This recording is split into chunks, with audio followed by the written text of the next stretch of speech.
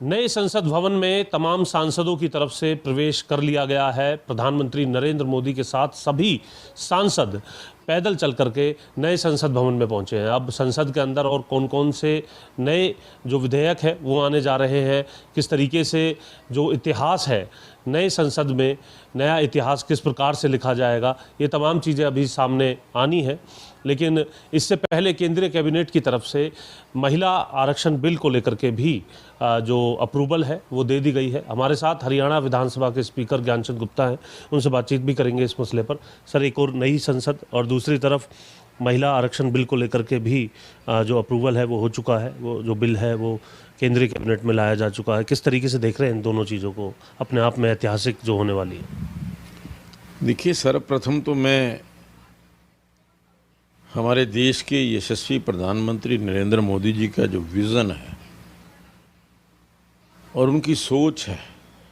उसको मैं बधाई देता हूं कि आज एक नया पार्लियामेंट हाउस, जिसकी मैं समझता हूं कि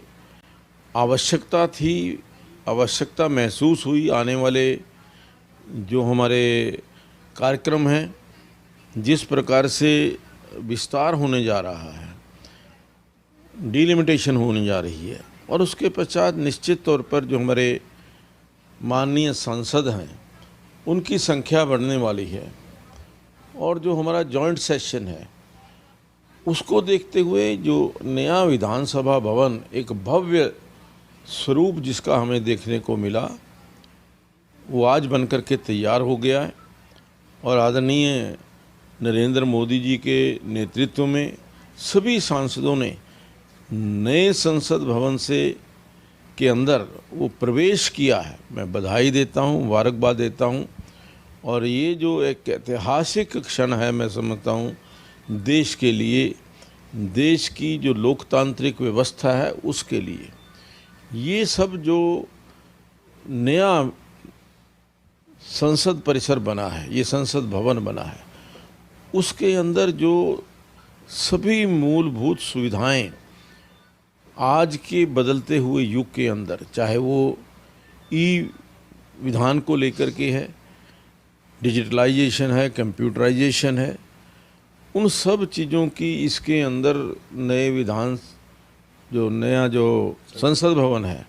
उसके अंदर ये व्यवस्थाएं की गई हैं। तो एक बहुत ही ऐतिहासिक क्षण है कि जो मैं कहूँगा कि एक संसद भवन कहीं ना कहीं उसके बीच में एक गुलामी का चिन्ह, गुलामी का प्रतीक के रूप में भी वो एक जो संसद भवन था, क्योंकि अंग्रेज़ों के समय से बना हुआ एक वो था, एक भारतीय परंपरा के अनुसार, भारतीय जो हमारी रीति नीति है या भारतीय जो हमारे संस्कार हैं, भारतीय जो हमारे अनुष्ठान हैं, उनके मुताबिक ये नए संसद भवन का जो उद्घाटन है वो हुआ है। ये नया संसद भवन बना है, तो निश्चित तौर पर जब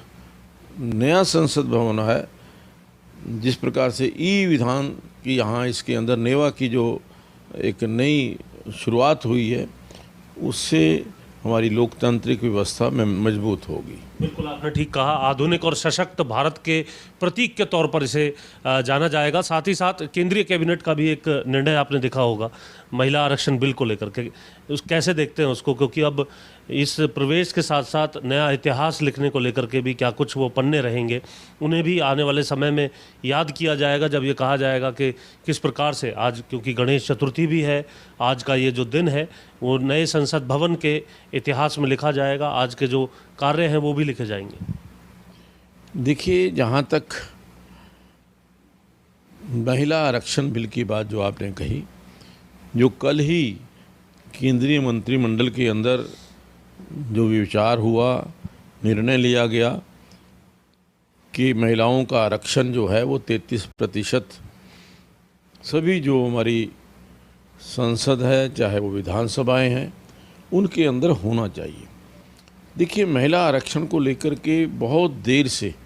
इसके ऊपर चर्चा होती आ रही है। लगभग सभी पार्टियों ने बात तो की, लेकिन निर्णय लेने की जो साहस है वो आदरणीय प्रधानमंत्री नरेंद्र मोदी जी के अगुवाई के अंदर, उनके नेतृत्व के अंदर ये मैं कहूँगा कि जो कैबिनेट ने लिया है, ये भी एक बहुत बड़ा ऐतिहासिक फैसला है। देश की हमारी आबादी लगभग 50% महिलाएं जो हैं वो हमारे देश के अंदर हैं।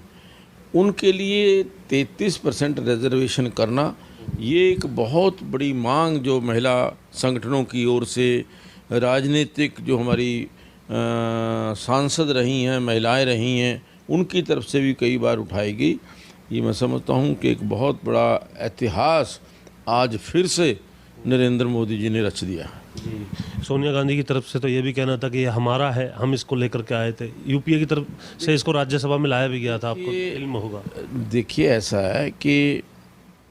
क्लेम, डिस्क्लेम और ये जो सारी चीज़ें शुरू से होती आई, लेकिन जिस चीज़ का निर्णय जब होता है, बात वही कही जाती है कि निर्णय लेने की क्षमता किस में थी। धारा 370 को हटाने की बात तो बहुत देर से चल रही थी, लेकिन प्रधानमंत्री नरेंद्र मोदी जी ने निर्णय लिया, धारा 370 को हटाया, तो मैं समझता हूँ कि उसके लिए एक जो बहुत बड़ा एक जिगरा, दिल और विज़न और सोच जो चाहिए थी, वो नरेंद्र मोदी जी के मन के अंदर है, उनके विज़न के अंदर है। तो इस प्रकार का निर्णय लेना एक बहुत बड़ा ऐतिहासिक निर्णय है जो आज नरेंद्र मोदी जी ने कैबिनेट के अंदर लिया है, और मुझे आशा है कि जो आने वाला जो सत्र है इसके अंदर ये इसकी पुष्टि होगी। सर, स्पीकर साहब, आपसे ये भी जानना चाहेंगे कि अगर ये बिल अब लोकसभा के अंदर लाया जाता है और आगे इसकी प्रक्रिया बढ़ती है, तो क्या हरियाणा में भी इसको लेकर के स्पेशल सेशन बुलाया जा सकता है? देखिए, कोई भी नई जो प्रक्रिया, नया बिल या नया इस प्रकार का परिवर्तन आता है, तो निश्चित तौर पर जो संवैधानिक प्रक्रियाएं हैं, जिसके तहत जहाँ जहाँ भी उसको पास करने की आवश्यकता है, वो उसके अंदर जब भी अगर विधानसभा के अंदर पास करने की आवश्यकता होगी, तो निश्चित तौर पर हम अपना सत्र बुला करके इसको जो पास हुआ उसकी जो उसको भी हम भी पास करेंगे। इसके साथ साथ नया विधानसभा आपकी तरफ से कब तक तैयार कर लिया जाएगा, क्योंकि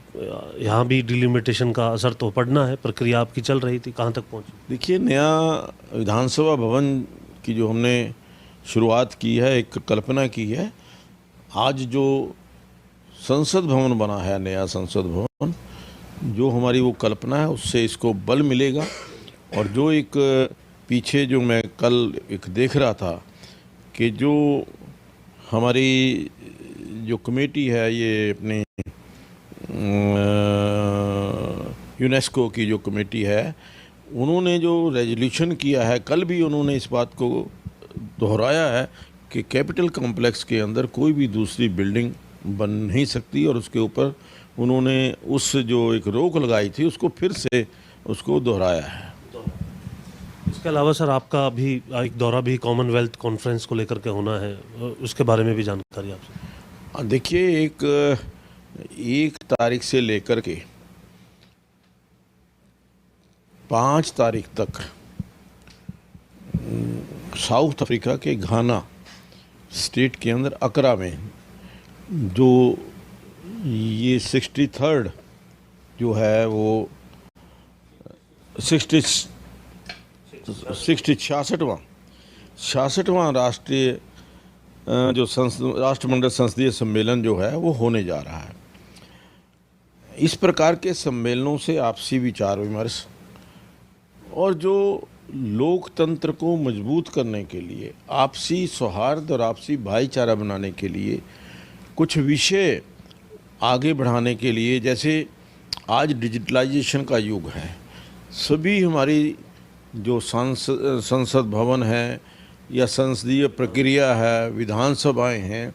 वो ई विधानसभा मिले, आपस के अंदर